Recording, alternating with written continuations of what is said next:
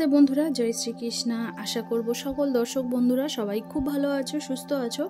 রাধাকৃষ্ণ সেবার নতুন ভিডিওতে সকলকে অনেক স্বাগত। তো আজকের আমি রাধারানীর জন্য নয়, শ্রীকৃষ্ণের জন্য হেয়ার উইক বানাচ্ছি। আর এই হেয়ার উইকটা একদম হেয়ারগুলো আসতো প্রচণ্ড কাল হিসেবে। তো এবারের কালটা একটু হালকা ধরনের থাকবে। তো এই ধরনের হেয়ার উইক বানাতে চলেছি। তো দেখা যাক, আর অবশ্যই ভিডিওটা লাস্ট পর্যন্ত দেখো। হেয়ার উইকটা বানানোর জন্য যা যা প্রয়োজন, তার জন্য প্রথম হলো একটা সুন্দর কোয়ালিটির যে গুছি আসে সেই গুছি। তো দেখো আমার এখানে কিন্তু গুছির একটা গুছি নিয়েছি, তার দুটো পার্ট নিয়েছি আর একটা নিইনি, কারণ আমার দুটোই এনাফ। আর এই দুটো নিয়েছি। এই হেয়ারটা কিন্তু এই গুছিটা প্রায় 30 ইঞ্চি লম্বা। দেখো প্রায় 30 ইঞ্চি লম্বা, আর কোয়ালিটিটা ভীষণই ভালো। হেয়ার উইকটা বানানোর জন্য আরও যেটা লাগবে সেটা হচ্ছে এই কাপড়টা ঠিক লম্বায় আর চওড়ায় রয়েছে 3 ইঞ্চি চওড়া।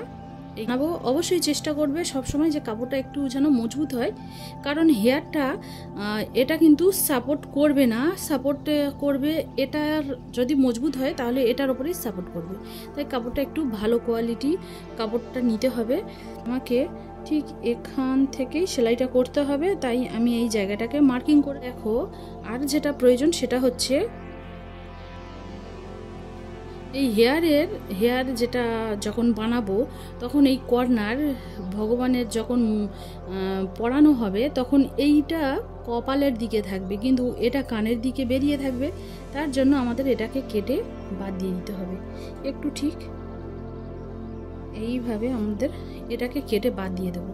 তাহলে এটা হেয়ারের সঙ্গে এটা এমনভাবে ঢাকা পড়ে থাকবে যে কোনো রকম অসুবিধা হবে না আর দেখাও যাবে না। তো আমি এইভাবে কেটে নিলাম। আর দেখছো এবারে যেটা প্রয়োজন সেটা হচ্ছে ছোট্ট একটু সুতো নিয়েছি। এটা রাখতে পারো, অপশনাল রাখতে পারো বা নাই রাখতে পারো, কারণ এটা আমাদের একটা বিশেষভাবে হেল্প করে। সেটা হলো হেয়ারটাকে আমরা মার্কিং করব। কারণ আমি তো যেহেতু খুব বড় হেয়ার রাখবো না, আমি যদি রাধারানীর জন্য হেয়ার উইকটা বানাতাম তাহলে হয়তো আমি একটা ফোল্ড করলেই এনাফ হয়ে যেত। কিন্তু যেহেতু আমি রাধারানীর জন্য বানাচ্ছি না, শ্রীকৃষ্ণের জন্য বানাচ্ছি, তাই হেয়ারটা কিন্তু আমি অনেকটা ছোট বানাতে চাই। আর দেখো ফোল্ড করার পরে ঠিক এই যে জায়গাটা এখানে বাঁধার জন্য আমি এই সুতোটা কিন্তু রেখেছি।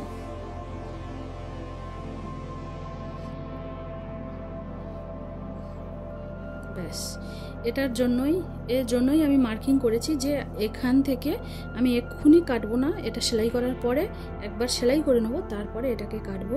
আর দেখছো যে এটাকে ঠিক এইভাবে ফোল্ড করে নিয়েছি। আমি সেলাইটা করব ঠিক মাঝে থেকে, তো কারণ এটাকে আরও একবার ফোল্ড করতে হবে।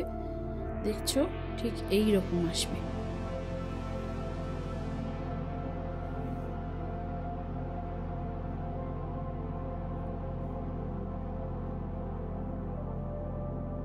ফোল্ড করলাম, কিন্তু আমি সেলাইটা করব ঠিক এই পজিশন থেকে, তাই আমি এখানে এটাকে মার্কিং করব না, কারণ এটা প্রথমেই সেলাই করে নেব আর এটা তারপরে সেলাই করব। আমি চাইছি না যে কোনোভাবে এদিক ওদিক হয়ে যাক হেয়ারগুলো, কারণ এদের নিজস্ব কোনো সাপোর্ট নেই, আর এদের সাপোর্টটা দেওয়ার জন্য এটার প্রয়োজন। তাই চলো সেলাইটা শুরু করা যাক। আর এদিকে হেয়ারটাও আমি রেডি করে নিয়েছি। তো ধীরে ধীরে এটাকে সাবধানের সঙ্গে আমি সেলাইটা করে নেব। তো দেখো এখানে আমার সেলাইটা হয়ে গেছে, একটা সেলাই করে নিয়েছি।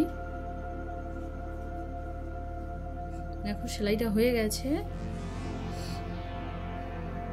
এবারে আমি এই সাইডটা কেটে নেব।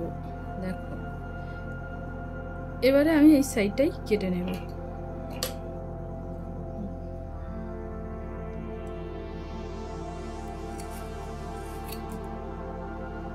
এটাও কেটে নেব। এই দুটো সাইডে কাটা হয়ে গেছে। আর এটা হলো সামনের অংশ, এটা যে সামনের অংশ হয়েছে, তো সামনের অংশ থেকে সামনে কিছু কিছু করে জায়গা বাদ দেবো, একটু করে বাদ দিয়ে তারপরে আবার এই দুপাশে আমি সেলাই করে নেব।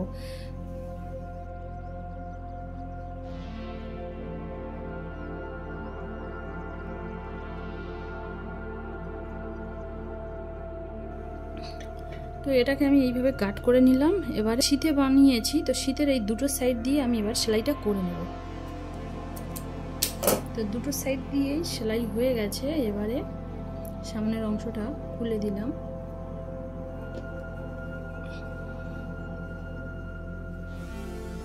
এটাও দুটো সাইডে চলে গেল। দেখছো ভিতরটা ঠিক এরকম দেখতে হয়েছে। আর এবারে এই পিছনের সাইডটা, ব্যাক সাইডটা আমি এইভাবে ধরে ভিতর থেকে সেলাই করে দেব। এইভাবে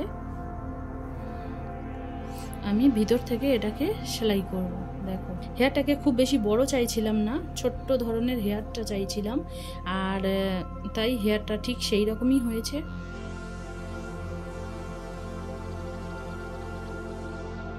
এই কর্নারটাকেও আমি সেলাই করে দিয়েছি। দেওয়ার পরে এটাকে আমি উল্টে দেব।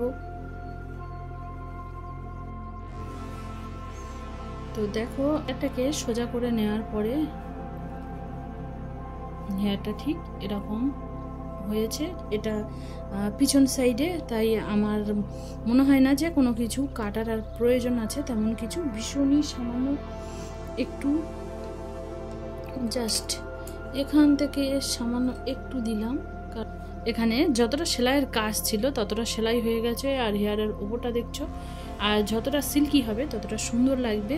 এবারে এগুলো একটু করে কাল করার আছে, কারণ আমি খুব একটা বেশি কাল করতে চাই না, আমি একটু কাল করতে চাই। তো দেখো হেয়ারের ডিজাইনটা কেমন এসেছে। তো এটা পিছন সাইডে থাকবে, এটা দুটো সাইডে যাবে। তো বন্ধুরা এরপরে আমি এটাকে একটু কাল করে নিই। আর এটাই হলো এই হেয়ারের ফাইনাল লুক, এটার সামনের দিকে, আর এখান থেকে এটা পিছন সাইডে। আর দেখছো যে কতটা হালকা হালকা একটা কাল বানিয়েছি হেয়ার স্ট্রেটনারের সাহায্যে। তো লুকটা ঠিক এই রকমেরই আসবে, ঠিক যেমনটা চাইছিলাম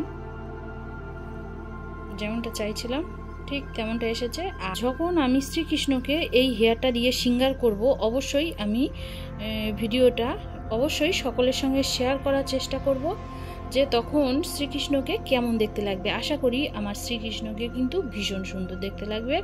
ভিডিওটা যদি ভালো লেগে থাকে তাহলে অবশ্যই লাইক, শেয়ার, কমেন্ট করতে ভুলো না। আবার আসবো কোনো এক নতুন ভিডিও নিয়ে। সবাই খুব ভালো থেকো, সুস্থ থেকো। রাধে রাধে।